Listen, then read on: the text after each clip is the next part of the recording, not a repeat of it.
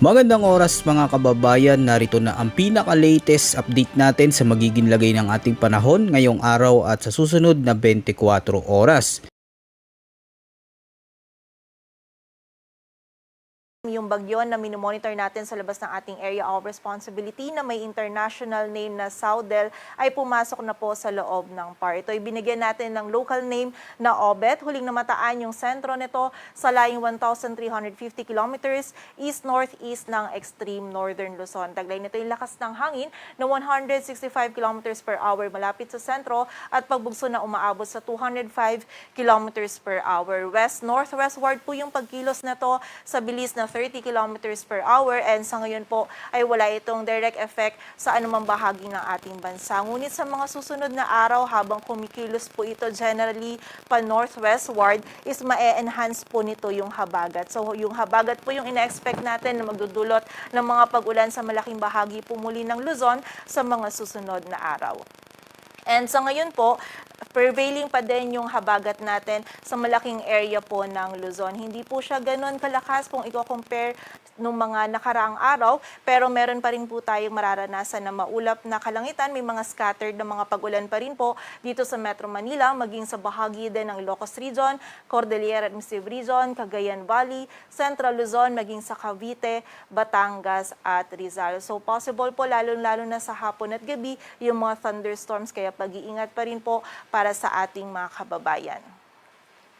And bukod po dito sa dalawang weather system na ito, meron din tayong minomonitor pa na dalawa pang bagyo sa labas po ng ating area of responsibility. Una po si Tropical Depression Gaynari. Ito po yung si dating bagyong Neneng. Huling namataan yung sentro nito sa layong 595 kilometers north-northwest ng Itbayat, Batanes. Taglay po nito yung lakas ng hangin na 45 kilometers per hour malapit sa sentro at pagbugso na umaabot sa 55 kilometers per hour. So northwestward po yung pagkilos nito sa bilis na 10 kilometers per hour and wala po itong epekto or direct effect sa anumang bahagi ng ating bansa. Hindi rin po natin nakikita na papasok po ito muli sa loob ng ating area of responsibility. Ngunit ito po ay isa pa din sa nag-i-influence sa habagat natin. So bahagya pa rin po niyang na-steer yung habagat natin and likely meron pa rin po tayong mga pag-ulan na mararanasan lalo na dito sa may northern and western sections ng northern and central Luzon. Again, dala po ito ng habagat.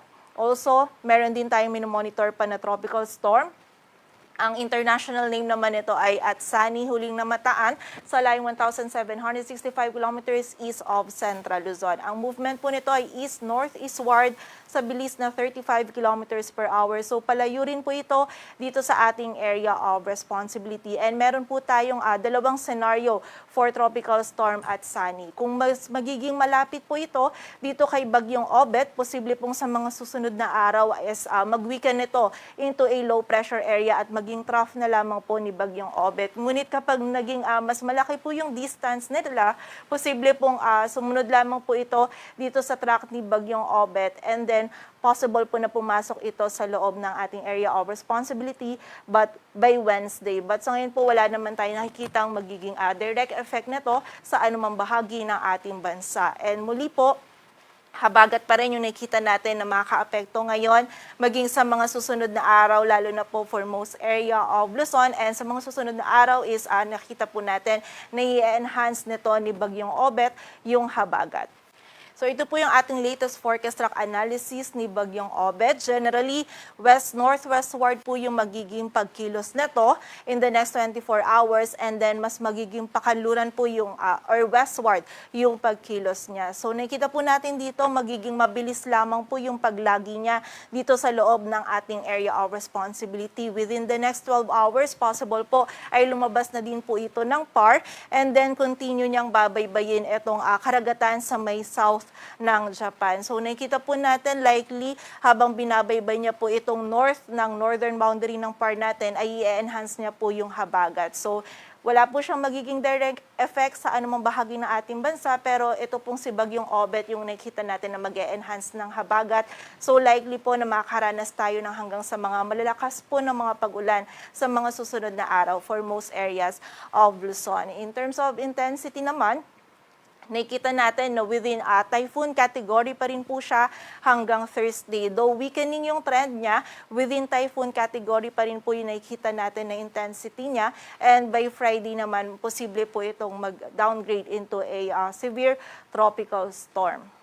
So dahil nga po meron tayong mga nakikitang mga hanggang sa malalakas po ng mga pag-ulan, dala po ng enhanced habagat sa mga susunod na araw. Tomorrow afternoon to Wednesday afternoon, as possible po yung 50 to 100 millimeters of rainfall for the area of Zambales. While for Wednesday afternoon naman to Thursday afternoon, possible po yung 50 to 100 millimeters of rainfall for Zambales, Bataan at Occidental Mindoro. So sa mga susunod po na araw, posible pong madagdagan pa yung areas natin na makakaranas ng hanggang sa malalakas po na pag-ulan, dala ng enhanced habagat. Sa ngayon, nakikita po natin, possible po simula po ng late Tuesday onwards, mararamdaman natin yung mga malalakas po na pag-ulan nito magsisimula sa western section ng Central Luzon, and then onwards po is mas lalaki pa yung areas na meron tayong mga pag-ulan. So likely po by Thursday and Friday, nandun po yung peak ng mga malalakas po na pag-ulan natin, dala ng enhanced habagat for most areas of Luzon. Kasama na po dyan dito sa Metro Manila, sa malaking bahagi po ng Ilocos Region, lalo na dito sa may western section ng Central Luzon, maging yung ilang areas pa po ng Central Luzon at yung ilang bahagi pa po ng Southern Luzon, lalong-lalo na yung sa western sections po nito. So possible po maging mataas muli yung banta ng mga pagbaha at pagguho ng lupa, kaya doble ingat po at pagiging alerto para sa ating mga kababayan. At possible din po na today hanggang Wednesday, makaranas din tayo ng bugso po ng mga malalakas na hangin. Dala naman ito ng habagat pa din for most areas of Luzon and Visayas, maging sa ilang bahagi din po ng Mindanao. Para naman sa lagay ng dagat baybayin ng ating bansa, wala po tayong nakataas na gale warning, ngunit iba yung pag-iingat pa rin para sa mga kababayan natin na maglalayag dito sa may seaboards ng Luzon, maging sa eastern seaboards din po ng Visayas at Mindanao, sapagkat magiging katamtaman hanggang sa maalon yung ating karagatan.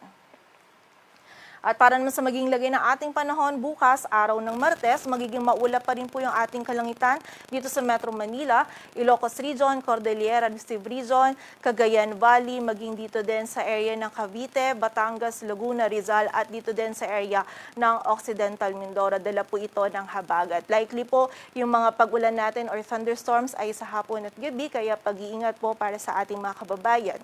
And also dito naman sa rest of Luzon, may mga isolated na mga pag-ulan pa rin po tayong ina-expect at dala pa rin po ito ng habagat. For the area naman ng Palawan, Visayas at Mindanao, bahagyang maulap hanggang sa maulap din po yung ating kalangitan. Possible pa rin yung mga isolated na mga pag-ulan, pagkilad at pagkulog-dulot po ng habagat at ng mga localized thunderstorms. And again, nakikita po natin by Wednesday or late Wednesday onwards po mas nandun yung mga malalakas po na mga pag-ulan na ating mararanasan for most areas of Luzon, lalong-lalo na po sa western sections nito, maging sa ilang bahagi din po ng western section ng Visayas, dala po ito ng enhanced habagat, kaya muli pag-iingat po para sa ating mga kababayan.